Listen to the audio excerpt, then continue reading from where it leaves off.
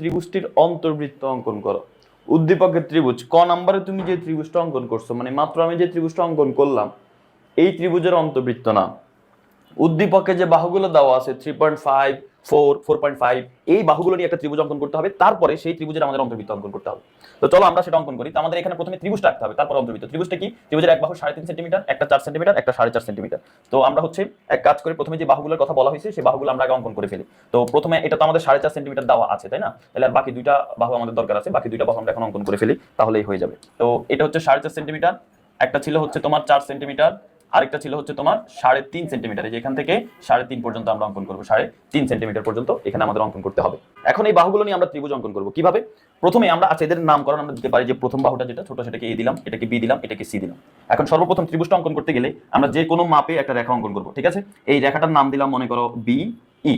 এই বিই রেখা থেকে সবচেয়ে বড় বাহু যেটা, এই যে সি, সবচেয়ে বড় বাহু যেটা এই সি এর সমান করে, এই সি এর মাপ নিয়ে আমরা এখানে এই বিই থেকে আমরা কেটে নিব হচ্ছে বি সি অংশটা কেটে নিব, ঠিক আছে? বিই থেকে বি সি অংশ কেটে নিব, এই বি সি অংশ কেটে নিলাম। কাটার পরে তাহলে এক বাহু সমান হয়ে গেল, এই বাহু সমান করে আমরা একটা বাহু নিয়ে ফেললাম। এখন আমরা যেটা করবো সেটা হচ্ছে এই যে বি বাহু যেটা 4 সেন্টিমিটার, সেটা সমান মাপ নিব। এই বি বাহু সমান করে, এই যে বি বাহু যতটুকু, এই বি বাহু সমান করে আমরা এখান থেকে কেটে নিব। এই বি বাহু সমান করে আমরা হচ্ছে এই যে এই জায়গায় এটা হচ্ছে একটা বৃত্তচাপ কেটে নিব। নেওয়ার পরে যে এই বাহুটা আছে, এই বাহুর সমান মাপ নিব আমরা, ঠিক আছে? এই যে এই বাহু যেটা, এই যে এই 3.5 সেন্টিমিটার, এটা 3 সেন্টিমিটার ছিল না, আচ্ছা 3 সেন্টিমিটার, যাই হোক যেটা ছিল 3 সেন্টিমিটারের সমান করে সি তে কেন্দ্র করে আমরা এখানে একটা বৃত্তচাপ আঁকবো। এখন এটা পরস্পর যে বিন্দুতে ছেদ করে সেটার নাম দিব এ। এবার এর সাথে বি, এর সাথে সি যোগ করে ফেলবো। এই যে এই এর সাথে বি কে যোগ করে ফেলি আমরা, এর সাথে বি, এই যে এ আর বি এটা হচ্ছে আমরা যোগ করে ফেলবো। দেন হচ্ছে এর সাথে আমরা সি কে যোগ করে ফেলবো, ঠিক আছে? এই যে এ আছে, এর সাথে আমরা সি কে যোগ করে ফেলবো, এ আর সি আমরা যোগ করে ফেলবো। তাহলে আমরা যে ত্রিভুজটা দেখতে পাচ্ছি এটাই হচ্ছে আমাদের উদ্দিষ্ট ত্রিভুজ। আমাদের ত্রিভুজটা কিন্তু অঙ্কন করা হয়ে গেল। আশা করি বুঝতে পেরেছো ত্রিভুজ কিভাবে অঙ্কন করতে হয়। তো একটা জিনিস যদি ভালোভাবে খেয়াল করো, আমাদের কিন্তু এই তিন বাহু নিয়ে ত্রিভুজটা অঙ্কন করলাম, আমাদের ত্রিভুজটা অঙ্কন হয়ে গেল। এখন অন্তর্বৃত্ত অঙ্কন করতে বলছে। দেখো প্রশ্নে কিন্তু ত্রিভুজ অঙ্কন করতে বলে নাই, বলছে ত্রিভুজটির অন্তর্বৃত্ত অঙ্কন করতে হবে। তাহলে ত্রিভুজ অঙ্কন হয়ে গেছে, এখন এটা অন্তর্বৃত্ত অঙ্কন করবে। একটা ত্রিভুজের অন্তর্বৃত্ত অঙ্কন করতে গেলে প্রথমে ওই ত্রিভুজের যে কোনো দুইটা কোণকে অর্ধেক করতে হবে। তো আমরা এখানে যে বিতে যে কোণটা আছে, এই কোণটাকে আমরা অর্ধেক করবো কিভাবে? প্রথমে যে কোনো মাপে একটা বৃত্তচাপ আঁকবা। এবার এই কোণটাকে যদি আমরা অর্ধেক করতে চাই, এই কোণটা শুরুতে কেন্দ্র করে, এই যে শুরুতে কেন্দ্র করে এই কোণটার অর্ধেকের থেকে বেশি ব্যাসার্ধ নিয়ে এখানে একটা বৃত্তচাপ আঁকবো, এবং কোণটা যেখানে শেষ সেখানে কেন্দ্র করে আরেকটা বৃত্তচাপ আঁকবো। তাহলে এরা একটা বিন্দুতে ছেদ করবে। ছেদ করার পরে এখন আমরা স্কেল দিয়ে এটা যোগ করে দেবো, ঠিক আছে? স্কেল দিয়ে এটাকে আমরা যোগ করে দেবো। তো আমরা যদি এটাকে স্কেল দিয়ে যোগ করতে চাই, এই যে বিতে কেন্দ্র করে এই যে এটা আমরা যোগ করে দিলাম। তো একটা কোণকে অর্ধেক করা হয়ে গেল। এটা আরো অ্যাকুরেট ভাবে অঙ্কন করতে হবে, কারণ এই বৃত্তের সম্পাদ্যগুলোকে তোমাকে অবশ্যই একদম পারফেক্ট ভাবে, যতটুকু সম্ভব ততটুকু পারফেক্ট ভাবে তোমাকে এটা অঙ্কন করতে হবে, না হলে কিন্তু হবে না। তো এই যে এটা হচ্ছে আমরা কোণটাকে অর্ধেক করলাম। এবার সেম ভাবে সি কোণটাকে আমাদের অর্ধেক করতে হবে। তো সি কোণকে যদি অর্ধেক করতে হয়, তাহলে আমরা সি তে কেন্দ্র করে, এই যে সি কোণটা আছে, এই সি কোণে সি তে কেন্দ্র করে আমরা এখানে একটা বৃত্তচাপ অঙ্কন করব, এখান থেকে এখান পর্যন্ত।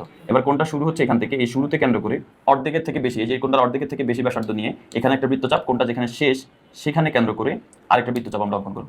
করলে এখন এটা হচ্ছে কি হয়, একটা বিন্দুতে ছেদ হয়। এখন এই বরাবর কোণটাকে আমরা অর্ধেক করে ফেলি, এই যে এখান থেকে শুরু করে, এই যে এখান থেকে শুরু করে একদম এখান পর্যন্ত। ওকে, কোনটা দুইটা কোণকে অর্ধেক করলাম, এটার নাম তুমি বিজি আর এটার নাম সিএফ নাম দিতে পারো। এটার নাম বিজি, এটা হচ্ছে সিএফ নাম দিতে পারো, এবং বইতে যেটা আছে তুমি সেভাবে দিতে পারো। আর এই দুইটা রেখা যে বিন্দুতে ছেদ করে সেটা ও বিন্দুতে ছেদ করলো। এবার তুমি ও থেকে, দেখো এই অংশটা অনেকে ভুল করে, এই ও থেকে বিসি বাহুর উপর একটা লম্ব আঁকতে হবে তোমার। এই লম্বটা আঁকার নিয়ম হচ্ছে তুমি ও বাহুতে ওতে কেন্দ্র করে, এই যে ওতে কেন্দ্র করে প্রথমে এখানে যে কোনো মাপে একটা বৃত্তচাপ অঙ্কন করবা, ঠিক আছে? এখানে যে কোনো মাপে তুমি একটা বৃত্তচাপ অঙ্কন করবে, এই যে বৃত্তচাপ অঙ্কন করলাম। এই বৃত্তচাপটা বিসি বাহুকে দুইটা বিন্দুতে ছেদ করবে, এই যে এখানে দুইটা বিন্দু দেখতে পাচ্ছ, দুইটা বিন্দুতে ছেদ করছে। তো প্রথমে তুমি যে বিন্দুতে ছেদ করে সেই বিন্দুটাকে কেন্দ্র করে, এবং কেন্দ্র করার পরে তুমি যদি দেখো এই রেখাটা এখান থেকে এখান পর্যন্ত, এটা হচ্ছে রেখা। এই রেখার আনুমানিক অর্ধেক এতটুকু, অর্ধেকের থেকে বেশি ব্যাসার্ধ নিয়ে আমরা এই নিচে এখানে একটা বৃত্তচাপ আঁকবো, এবং এটা যেখানে শেষ সেখানে কেন্দ্র করে, যেটা যেখানে শেষ সেখানে কেন্দ্র করে আরেকটা বৃত্তচাপ আঁকবো। তো বৃত্তচাপ দুইটা একটা বিন্দুতে ছেদ করবে, ভালো কথা, ছেদ করতে সমস্যা নাই। এখন আমরা স্কেল নিয়ে আসবো, স্কেল এনে এই স্কেল দিয়ে হচ্ছে এটা যোগ করবো। তবে যোগ করার ক্ষেত্রে দেখো একটা জিনিস ফলো করতে হবে তোমার, এই ও এর সাথে এই বৃত্তচাপ দুইটা বরাবর রাখবা, ঠিক আছে? এই ও এর সাথে এই বৃত্তচাপ দুইটা তুমি বরাবর রাখবা, এই যে ও এর সাথে বরাবর রেখে তুমি পুরাটা দাগ দেওয়ার দরকার নাই, ও থেকে তুমি এই বৃত্ত পর্যন্ত দাগ দিবা, ও থেকে বৃত্ত পর্যন্ত দাগ দিবা। দাগ দেওয়ার পরে এখানে যে বিসি বাহুকে সে একটা বিন্দুতে ছেদ করে সেই বিন্দুটার নাম দিবা ডি। এবার তুমি এই ও বাহুকে কেন্দ্র করে, ও বিন্দুকে কেন্দ্র করে এই ডি এর সমান ব্যাসার্ধ নিবা, ডি এর সমান ব্যাসার্ধ নিয়ে একটা বৃত্ত অঙ্কন করে ফেলতে হবে, যে বৃত্তটা আসলে আমাদের তিনটা বাহুকে স্পর্শ করবে, যেখানে তিনটা বাহুকে সে স্পর্শ করে যাবে। তো চলো আমরা এটা অঙ্কন করার চেষ্টা করি। বিন্দুগুলো একদম ঠিকঠাক পজিশনে দিতে হবে, না হলে কিন্তু চিত্রটা মিলবে না, ঠিক আছে? ওকে, এই যে দেখো আমাদের বৃত্তটা তৈরি হয়ে গিয়েছে। সো এটাই হচ্ছে আমাদের অন্তর্বৃত্ত। অন্তর্বৃত্ত মানে হচ্ছে অন্তরের বৃত্ত, অর্থাৎ ভিতরের দিকে বৃত্তটা হতে হবে, তাহলে কিন্তু আমাদের অন্তর্বৃত্তটা অঙ্কন করা হয়ে গেছে। আমরা যদি আমাদের বই দেখি, বইয়ের মধ্যে কিন্তু সেম ভাবে এটা করা হয়েছে, ঠিক আছে?